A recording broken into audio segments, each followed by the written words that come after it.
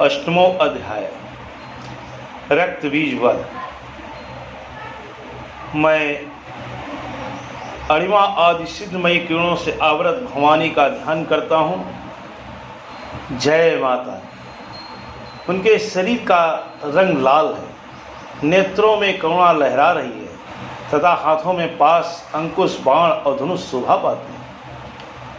ऋषि कहते हैं, चंड और मुंड नामक दैत्यों के मारे जाने तथा बहुत सी सेना का संहार हो जाने पर दैत्यों के राजा प्रतापी शुंभ के मन में बड़ा क्रोध हुआ और उसने दैत्यों की संपूर्ण सेना को युद्ध के लिए कूच करने की आज्ञा दी। वह बोला, आज उदायुध नाम के 86 दैत्य सेनापति अपनी सेनाओं के साथ युद्ध के लिए प्रस्थान करें।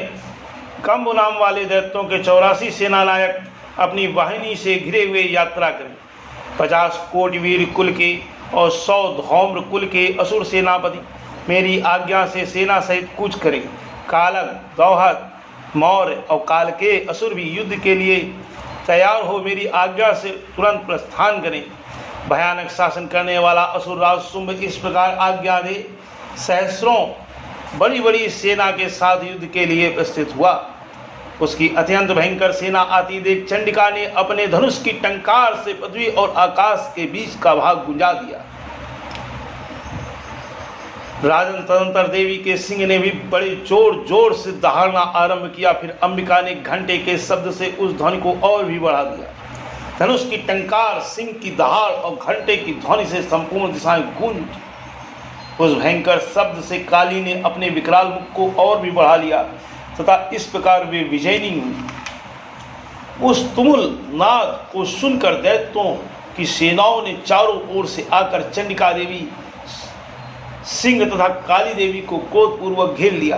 राजन, इसी बीच असुरों के विनाश तथा देवताओं के अभ्युदय के लिए ब्रह्मा, शिव, कार्तिकेय, विष्णु तथा इंद्र आदि देवों की शक्तियां जो अत्यंत पराक्रम और बल से संपन्न थीं, उनके शरीरों से निकलकर उन्हीं के रूप में चंडिका देवी के पास गई। जिस देवता का रूप जैसी वेशभूषा और जैसा वाहन है, ठीक वैसे ही साधनों से संपन्न हो उसकी शक्ति असुरों से युद्ध करने के लिए आई। सबसे पहले हंस युक्त विमान पर बैठी हुई अच्युत और कमंडल से सुशोभित ब्रह्मा जी की शक्ति उपस्थित हुई, जिसे ब्रह्माणी कहते हैं। महादेव जी की शक्ति वृषभ पर आरूढ़ हो, हाथों में श्रेष्ठ त्रिशूल धारण किए, महानाग का कंकड़ पहने, मस्तक में चंद्र रेखा से विभूषित हो वहां आ पहुंची। कार्तिकेय जी की शक्ति रूपा जगदम्बिका उन्हीं का रूप धारण किए श्रेष्ठ मयूर पर आरूढ़ हो, हाथ में शक्ति लिए दैत्यों से युद्ध करने के लिए आई। इसी प्रकार भगवान विष्णु की शक्ति गरुड़ पर विराजमान हो, शंख, चक्र, गदा, सांग, धनुष तथा खड्ग हाथ में लिए हुए वहां आई। अनुपम यज्ञ वराह का रूप धारण करने वाली श्री हरि की जो शक्ति है, वह भी वाराह शरीर धारण करके वहां उपस्थित हुई। नारसिंह की शक्ति भी नरसिंह के समान शरीर धारण करके वहां आई। उसकी गर्दन के बालों के झटके से आकाश के तारे बिखरे पड़ते थे। इसी प्रकार इंद्र की शक्ति वज्र हाथ में लिए हुए गजराज एरावत पर बैठकर आई। उसके भी सहस्र नेत्र थे। इंद्र का जैसा रूप है वैसा ही उसका भी रूप था। तदंतर उन देव शक्तियों से घिरे हुए महादेव जी ने चंडिका से कहा, मेरी प्रसन्नता के लिए तुम शीघ्र ही इन असुरों का संहार करो। तब देवी के शरीर से अत्यंत भयानक और परम उग्र चंडिका शक्ति प्रकट हुई, जो सैकड़ों गीदड़ियों की भांति आवाज करने वाली थी। उस अपराजिता देवी ने धूमिल जटा वाले महादेव जी से कहा, भगवान, आप शुंभ निशुंभ के पास दूत बनकर जाइए और उन अत्यंत गर्वीले दानों शुंभ एवं निशुंभ दोनों से कहिए, साथ ही उनके अतिरिक्त जो भी दानों युद्ध के लिए वहां उपस्थित हों उनको भी यह संदेश दीजिए, दैत्यों, यह तुम जीवित रहना चाहते हो तो पाताल को लौट जाओ, इंद्र को त्रिलोकी का राज्य मिल जाए और देवता यज्ञ भाग का उपभोग करने लगे। यदि बल के घमंड में आकर तुम युद्ध की अभिलाषा रखते हो तो आओ, मेरी शिवाएं योगिनियां तुम्हारे कच्चे मांस से तृप्त हो। चूंकि उस देवी ने भगवान को शिव को दूत के कार्य में नियुक्त किया था, इसलिए वह शिवदूती के नाम से संसार में विख्यात हुई। वे महादैत्य भी भगवान शिव के मुंह से देवी के वचन सुनकर क्रोध में भर गए और जहाँ कात्यायनी विराजमान थी उस ओर बढ़े। तदंतर वे दैत्य अमरस में भरकर पहले ही देवी के ऊपर बाण सकते और वृष्टि आदि अस्त्रों की वृष्टि करने लगे। तब देवी ने भी खेल खेल में ही धनुष की टंकार की और उससे छोड़े हुए बड़े बड़े बाणों द्वारा दैत्यों के चलाए हुए बाण शूल, शक्ति और फरसों को काट डाला। फिर काली उनके आगे होकर शत्रुओं को शूल के प्रहार से विदीर्ण करने लगी और खड्गमांग से उनका कचूमर निकालती हुई रणभूमि में विचरने लगी।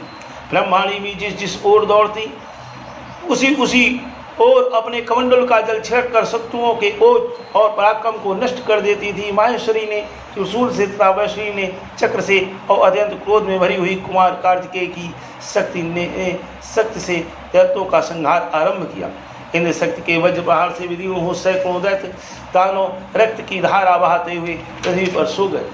वाराही शक्ति ने कितनों को अपने थूथुन की मार से नष्ट किया, दानों के अग्रभाग से कितनों की छाती छेद डाली तथा कितने ही दैत्य उसके चक्र की चोट से विदीर्ण होकर गिर पड़े। नारसिंगी भी दूसरे महादैत्यों को अपने नखों से विदीर्ण करके खाती और सिंहनाश से दिशाओं एवं आकाश को गुंजाती हुई युद्ध क्षेत्र में विचरने लगी। कितने ही असुर शिवदूती के प्रचंड अट्टहास से अत्यंत भयभीत हो पृथ्वी पर गिर पड़े और गिरने पर उन्हें शिवदूती ने उस समय अपना ग्रास बना लिया। इस प्रकार क्रोध में भरे हुए मातगणों को नाना प्रकार के उपायों से बड़े बड़े असुरों का मर्दन करते देख दैत्य सैनिक भाग खड़े हुए। मातगणों से पीड़ित दैत्यों को युद्ध से भागते देख रक्तबीज नामक महादैत्य क्रोध में भरकर युद्ध करने के लिए आया। उसके शरीर से जब रक्त की बूंद पृथ्वी पर गिरती तब उसी के समान शक्तिशाली एक दूसरा महादैत्य पृथ्वी पर पैदा हो जाता। महासुर रक्तबीज हाथ में गदा लेकर इंद्र शक्ति के साथ युद्ध करने लगा। तब इंद्र ने अपने वज्र से रक्तबीज को मारा।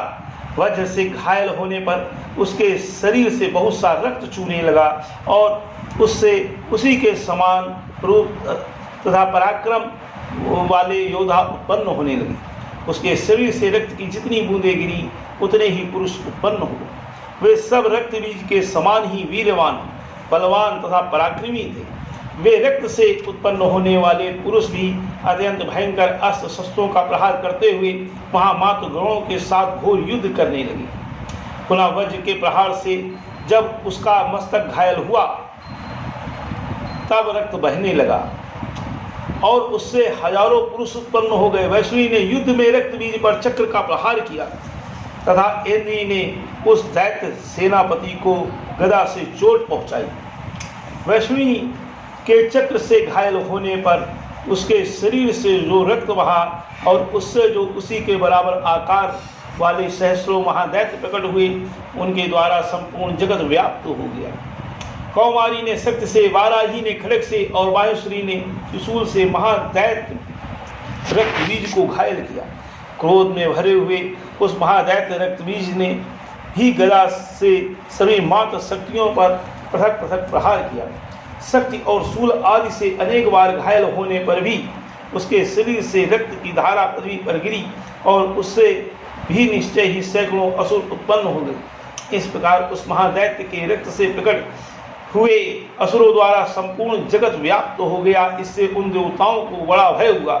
देवताओं को उदास देख चंडिका ने काली से शीघ्रतापूर्वक कहा, चामुंडे, तुम अपना मुख और भी फैलाओ तथा मेरे शस्त्रपात से गिरने वाले रक्त बिंदुओं और उनसे उत्पन्न होने वाले महादैत्यों को तुम अपने इस उतावले मुख से खा जाओ।